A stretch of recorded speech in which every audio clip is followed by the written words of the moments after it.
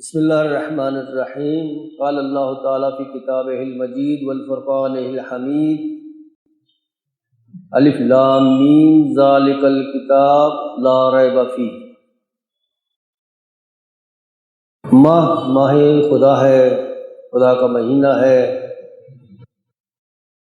خداوند عالم کا احسان ہے، اس کا شکر ہے کہ اس نے ہمیں اس مہینے کو درک کرنے کی توفیق عطا فرمائی۔ یہ خدا کا مہینہ ہے، اس مہینے میں خداوند عالم کا دسترخوان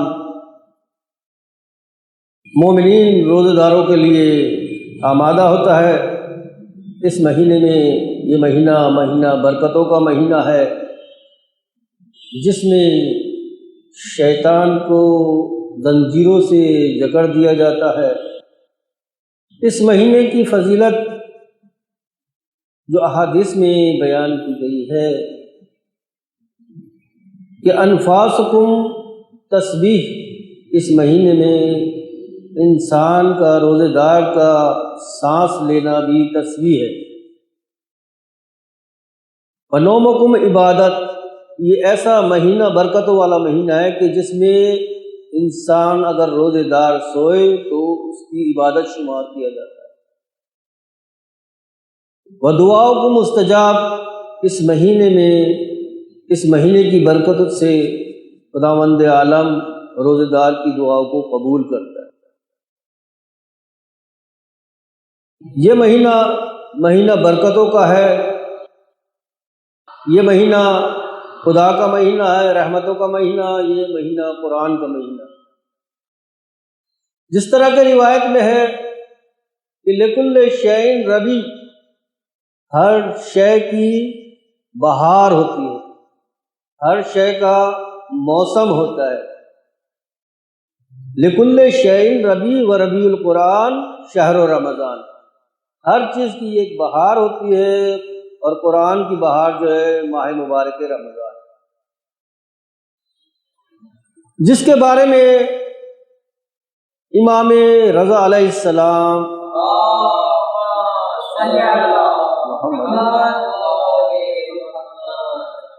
حدیث میں فرماتے ہیں من قرأ فی شہر رمضان آیۃ من کتاب اللہ عز وجل کان کمن ختم القرآن فی غیرہ من الشہور، کہ جس شخص نے، امام رضا علیہ السلام کو فرماتے ہیں، جس شخص نے اس ماہ مبارک رمضان میں خداوند عالم کی کتاب کی ایک آیت کی تلاوت کی تو اس طرح ہے گویا اس نے ماہ مبارک رمضان کے علاوہ دوسرے مہینے میں پورا ختم قرآن کیا۔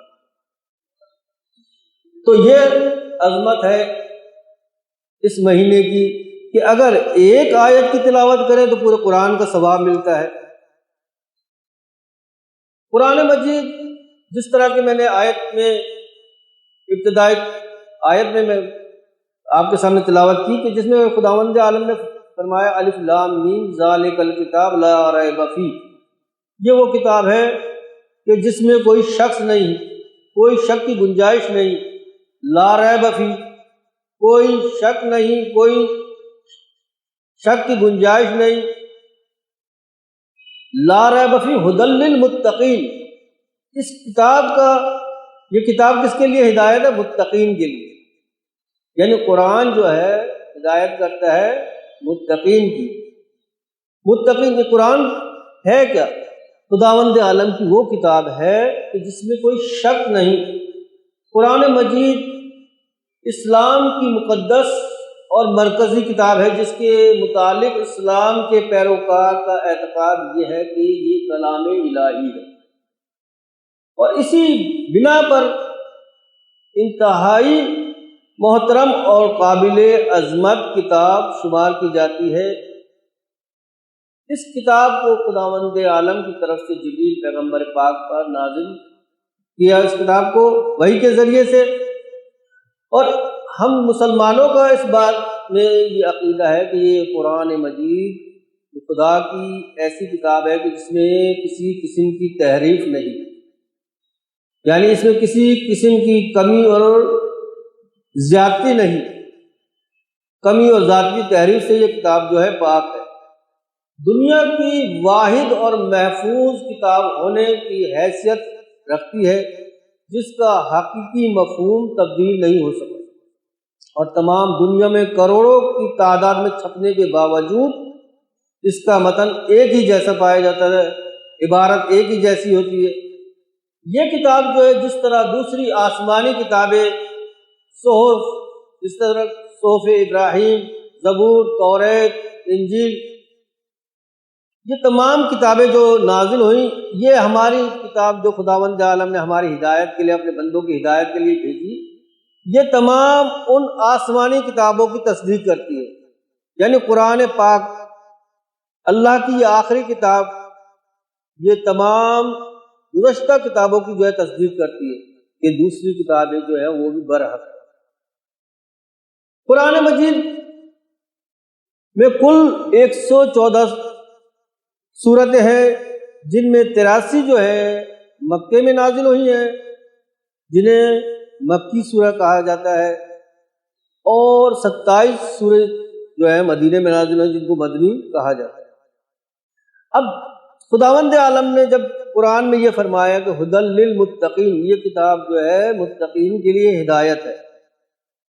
ہر انسان کی کوشش یہ ہوتی ہے کہ وہ ہدایت پائے، اور ہر انسان کی یہ کوشش ہے کہ وہ کامیاب ہو اور سعادت حاصل ہو اسے۔ ہر انسان کی یہ کوشش ہوتی ہے کہ وہ کامیاب ہو، سعادت مند ہو، لیکن سعادت اور کامیابی ہر انسان کے لحاظ سے اور اس کی ذہنی فکر کے لحاظ سے مختلف ہے۔ بعض کے نزدیک سعادت یہ ہے کہ بہت بڑا مثلا کاروبار ہو، بہت بڑا بینک بیلنس ہو، بہت بڑا خاندان ہو، لیکن خداوند عالم نے قرآن مجید میں جو سعادت اور کامیابی بتائی ہے، تو خداوند عالم نے قرآن مجید میں سورہ توبہ میں ارشاد فرمایا ہے، وعد اللہ المؤمنین والمؤمنات جنات تجری من تحتها الانہار خالدین فیہا ومساکن طیبہ فی جنات عدن ورضوان من اللہ اکبر ذالک هو الفوز العظیم، کہ جو شخص ایمان لایا مومن اور مومنات میں سے، تو خداوند عالم نے اسے جنت میں اس کے لیے محل اور نہریں جو ہے قرار دیے، اور یہی جو خدا کی رضا جو ہے وہ سب سے بہترین کامیابی ہے۔ تو قرآن مجید میں اس کو کامیابی قرار دیا گیا، جیسا کہ قرآن میں فرمایا کہ ھدی للمتقین، یہ کتاب ہدایت ہے کس کے لیے؟ متقین کے لیے۔ یعنی قرآن کریم جو ہے متقین کی ہدایت کرتا ہے۔ اب سوال یہ ہوتا ہے کہ متقین کس طرح، انسان متقی کس طرح بنے؟ تو قرآن میں فرمایا ہے بسم اللہ الرحمن الرحیم، کتب علیکم الصیام کما کتب علی الذین من قبلکم لعلکم تتقون، کہ تم پر روزوں کو واجب قرار دیا، کما کتب علی الذین من قبلکم، جس طرح کہ ہم نے پہلی گزشتہ امتوں پر بھی روزوں کو واجب قرار دیا تھا۔ کیوں؟ لعلکم تتقون، تاکہ تم متقی ہو جاؤ۔ یعنی ایک فلسفہ روزہ رکھنے کا یہ ہے کہ انسان جو ہے متقی بنتا ہے۔ اب متقی ہونے کا جو ہے، جب انسان متقی بن جاتا ہے تو متقی اور تقوی کا فائدہ کیا ہے؟ جب انسان متقی ہوتا ہے تو اس متقی ہونے کا، اس تقوی کا کوئی فائدہ تو ہو، تو اس کا فائدہ جو ہے قرآن مجید نے اس طرح بیان کیا کہ انما یتقبل اللہ من المتقین، کہ خداوند عالم جو ہے اعمال جو ان کا قبول کرتا ہے جو متقی ہیں۔ یعنی اگر آپ روزہ رکھیں گے تو اس کا سبب یہ ہوگی کہ آپ جو ہے کیا ہے متقی بنیں گے، اور پھر اس کا فائدہ یہ ہوگا کہ خداوند عالم متقین کے اعمال کو قبول کرتا ہے۔ انما یتقبل اللہ من المتقین، خداوند عالم متقین کے اعمال کو قبول کرتا ہے۔ اب جب متقین انسان جب متقی ہوگا تو اس کا نتیجہ کیا ہوگا؟ اس کا فائدہ یہ ہوگا کہ متقی ہونے کا کہ تم خدا کے محبوب ہو جاؤ گے۔ یعنی جو شخص متقی ہوگا، پرہیزگار ہوگا، تو اس کا فائدہ یہ ہے کہ خداوند عالم کے محبوب بن جاؤ گے۔ خداوند عالم کیا فرما رہا قرآن میں؟ ان اللہ یحب المتقین، خداوند عالم جو ہے متقین سے پیار کرتا ہے، خداوند عالم متقین کو دوست رکھتا ہے۔ اور پھر آگے ایک فائدہ جو ہے متقی ہونے کا، تقوی اختیار کرنے کا، جو ہمیں روایت میں ملتا ہے کہ امام صادق علیہ السلام متقی ہونے کا فائدہ بیان اپنی قول میں بیان کرتے ہیں کہ ان ابی عبداللہ جعفر بن محمد سلام اللہ علیہما قال قال امیر المومنین علی بن ابی طالب لا یقل مع تقوی عمل وکیف یقل ما یتقبل۔ امام صادق علیہ السلام فرماتے ہیں کہ علی علیہ السلام نے فرمایا کہ جب انسان تقوی کر لیتا ہے تو جب متقی ہو جاتا ہے تو اس کا تھوڑا سا عمل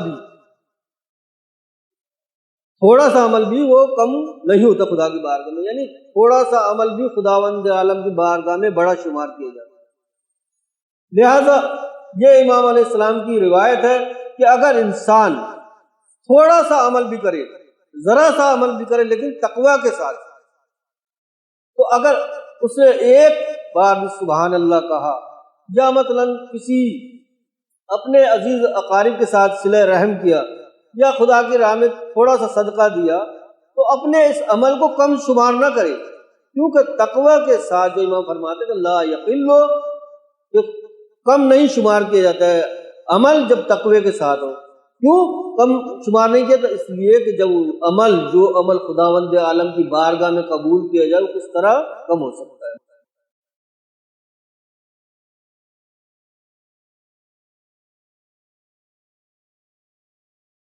تو متقی ہونے کا دو فائدے بیان کیے گئے۔ ایک فائدہ یہ کہ انسان جب متقی بن جاتا ہے تو خداوند عالم اس کے اعمال کو قبول کرتا ہے، اور دوسرا فائدہ جو اس میں بیان کیا گیا ہے کہ انسان اگر تھوڑا سا بھی عمل انجام دے تو خداوند عالم کی بارگاہ میں وہ بڑا شمار کیا جاتا ہے۔ اور پھر جو تیسرا فائدہ جو ہے اس متقی ہونے کا جو بیان کیا گیا ہے کہ انسان جب متقی ہو جاتا ہے تو خدا کا محبوب ہو جاتا ہے۔ تو جب خدا کا محبوب ہو جاتا ہے تو اس سے بڑی کامیابی اور سعادت کوئی نہیں شمار کی جاتی۔ اس کے بعد وہ خدا کی بارگاہ میں قابل قبول ہوگا، جو عمل ذرا سا بھی اگر تقوی کے ساتھ اگر انجام دیا جائے گا تو خدا کی بارگاہ میں قبول ہوگا۔ عمل اس وقت قبول ہوگا جب وہ شخص متقی ہوگا۔ انما یتقبل اللہ من المتقین، خداوند عالم متقین سے قبول کرتا ہے۔ لیکن اگر کچھ لوگ ایسے ہیں، روایت سے ہمیں ملتا ہے کچھ لوگ ایسے ہیں کہ جو رات میں عبادت کے لیے اٹھتے ہیں، اپنے بستر سے عبادت کے لیے اٹھتے ہیں، لیکن ان کو سوائے بیداری کے کچھ اور نصیب نہیں ہوتا۔ کیوں؟ کیا وجہ ہے اس کی؟ وجہ یہ ہے کہ اس کے عمل میں خلوص نہیں تھا، ریا تھا۔ کیونکہ ریا ایک ایسی چیز ہے، تو قرآن مجید میں ریا کے بارے میں کہا ریاکاری، اس طرح مثال دی قرآن مجید میں ریاکاری کی کہ اگر آپ دیکھیں کوئی پتھر ہے، صاف پتھر، ماربل کا پتھر ہے، اس پر تھوڑی سی خاک جمع ہو جائے، مٹی گرد و خاک جمع ہو جائے، اور پھر آپ اس گرد و خاک میں ایک دانہ ڈال دیں، گندم کا، جو کا، کسی بھی دانہ آپ اس پتھر پہ ڈال دیں، تھوڑی سی خاک ہے، اب وہ اس ماربل پہ یا اس پتھر پہ جو دانہ پڑا ہوگا اور تھوڑی سی خاک ہے، وہ دانہ جو ہے وہ نمو کرے گا، وہ دانہ اگے گا۔ لیکن اگر اس دانے پر، اس پتھر پر تھوڑی سی بارش آئے گی تو وہ کیا ہے؟ بہہ جائے گا۔ تو اسی طرح مثال ہے کہ اگر انسان جس عمل کو ریا کے ساتھ انجام دے گا تو اس پتھر، اس دانے کی طرح ہے کہ جو پتھر پر ہوتا ہے اور خاک ہوتی ہے، اگر اس پر بارش برسے تو دانہ جو ہے وہ بہہ جاتا ہے۔ لہذا کیونکہ قرآن میں بھی فرمایا کہ لا تبطلوا، خداوند عالم فرماتا ہے کہ اپنے صدقے کو بالمن، یعنی احسان اور ریاکاری کے ذریعے سے جو ہے اپنے اعمال کو، اپنے صدقات کو جو ہے باطل نہ کرو۔ تو یہ ریا جو ہے ایک تو خود فعل حرام ہے، دوسرا یہ کہ عمل کو باطل کر دیتا ہے. انسان کوئی عمل انجام دیتا ہے اس کا عمل جو باطل ہو جاتا ہے. جس طرح کہ ایک واقعہ آپ کے سامنے نقل کر دوں کہ ایک شخص تھا، بہت عبادت کرنے کا اس کو شوق تھا. کہتا تھا کہ میں ایسی عبادت کروں کہ لوگ جو ہے مجھے نہ دیکھیں، میں خلوص سے عبادت کروں، کوشش کرتا تھا. تو اس نے سوچا کہ ویرانے میں جا کے جو ہے عبادت کرنا شروع کیا. مسجد دیکھی پرانے کونے میں ایک جنگل میں، اس طرح ویران جگہ میں جو مسجد دیکھی جگہ، ادھر جا کے عبادت کرنے لگا. رات کے ٹائم گیا، رات میں جا کے جو عبادت بسر کی. اچھا، اس رات اتفاق سے یہ تھا کہ بارش ہو رہی تھی، بجلی کڑک رہی تھی. اب یہ نماز میں عبادت میں جو ہے مصروف تھا. اچانک اس کو جو ہے ایک آواز آئی. اب اس کے دل میں جو ہے وسوسہ، شیطانی وسوسہ آیا کہ چلو اچھا ہوا، اب میں عبادت کر رہا ہوں، ایک آدمی تو مجھے دیکھ رہا ہے، صبح جو ہے مثلا جو وہ کہے گا یہ بہت متقی عبادت گزار ہے ویرانے میں، اور مثلا اس طرح جو ہے زاہد ہے اور جو ہے اللہ والا ہے، اکیلا خدا کی عبادت کر رہا ہے. اب یہ جا کے اور خضوع اور عبادت میں مثلا جو ہے وہ شروع ہو جاتا ہے، اس کو دکھانے کے لیے وہ کل جو ہے میرے لوگوں میں جو ہے مجھے مشہور کرے گا. صبح کو جب سورج نکلنے لگتا ہے، صبح طلوع ہوتی ہے، تو دیکھتا ہے جب باہر جانے لگتا ہے، اچانک ایسے دیکھتا ہے کہ اس سے کون آدمی ہے. دیکھتا ہے کتا ہے جو سردی اور بارش سے بچنے کے لیے مسجد میں آ گیا تھا. تو اس نے اپنے آپ کو ملامت کرتے ہوئے کہا کہ میں نے ساری رات عبادت اس کتے کی کی. تو یہ ہے انسان جو ہے، انسان کا عمل جو ہے نا، انسان کا عمل کبھی کبھی انسان کا جو عمل ہے وہ عمل تو کرتا ہے، لیکن اگر اس عمل میں جو ہے ریا ہو جائے تو وہ عمل باطل ہو جاتا ہے. پھر خداوند عالم قیامت میں فرمائے گا کہ جاؤ اس سے اپنے عمل کی جو اجرت لو جس کے لیے تم نے اس عمل کو انجام کیا. لہذا اب یہ ہے کہ خداوند عالم قرآن مجید میں جس طرح کا فرمایا کہ خداوند عالم متقین سے جو ہے قبول کرتا ہے، متقین کے اعمال کو قبول کرتا ہے. تو یہاں پہ ایک سوال ہوتا ہے کہ کیا غیر مومن، غیر مسلم یہ جو عمل کرتے ہیں، نیک اعمال انجام دیتے ہیں، اسپتال بناتے ہیں، بڑی بڑی چیزیں مثلا جو لوگوں کے لیے کار خیر کرتے ہیں، صدقے دیتے ہیں، خیرات کرتے ہیں، کیا خداوند عالم ان کے اعمال کو قبول نہیں کرے گا؟ جبکہ خداوند عالم قرآن میں فرما رہا ہے کہ خداوند عالم فقط متقین سے قبول کرتا ہے عمل. تو یہاں پہ یہ سوال یہ ہوتا ہے کہ آیا خداوند عالم یہ لوگ کہ جو مسلمان نہیں ہیں، غیر مسلم ہیں، یہ جو نیک کام انجام دیتے ہیں، آیا ان کا یہ عمل انجام، یہ عمل جو ہے خداوند عالم ان کی اجر دے گا، ان کو اجر دے گا نہیں؟ تو اس کا جواب یہ ہے، اس کا جواب یہ کہ غیر مسلم اگر کوئی عمل انجام دے، غیر مسلم کوئی عمل انجام دے یا غیر مومن جو عمل انجام دیتا ہے، خداوند عالم اس کو اجر دیتا ہے، لیکن اسی دنیا میں دے دیتا ہے، یا اسی مرنے کے بعد دے دیتا ہے، یا اسی دنیا میں زندگی میں دے دیتا ہے، اس کا اجر دے دیتا ہے، یا مال و دولت کی صورت میں دے دیتا ہے، یا اس کو صحت سلامتی کی صورت میں دے دیتا ہے، یا مرتے وقت جو اس کا دم جو ہے آسانی سے نکل جاتا ہے، یا قبر کے فشار سے بچ جاتا ہے. بہرحال خداوند عالم اس کا جو اجر جو ہے اس دنیا میں دے دیتا ہے. قیامت میں اس کو جو ہے اس کا اجر نہیں ملے گا، لیکن اسی دنیا میں اس کو اجر اس کا مل جاتا ہے. لہذا اور محمد و آل محمد صلی اللہ علیہ وسلم.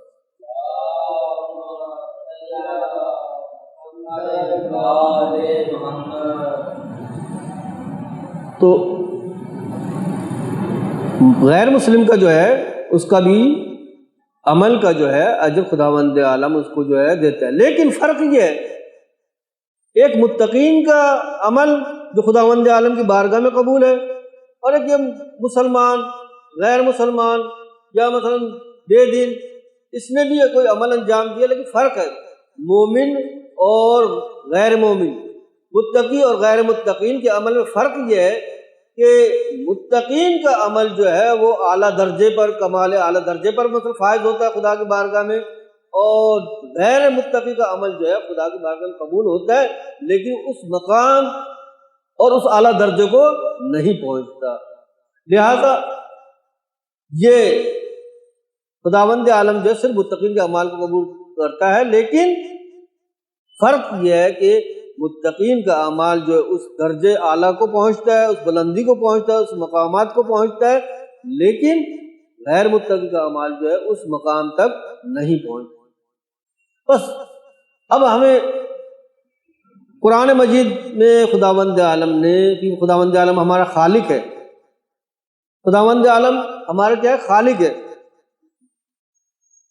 اور خالق جب خداوند عالم خالق اور مالک ہے تو ہمیں اس کا شکر ادا کرنا چاہیے۔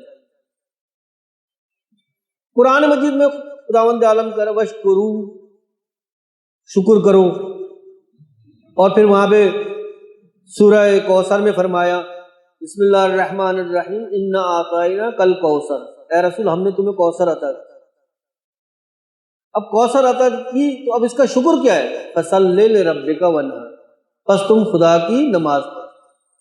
تو ایک راہ جو ہے شکر کی جو ہے وہ ہے کہ انسان جو خدا کی عبادت کرے اور نماز پڑھے۔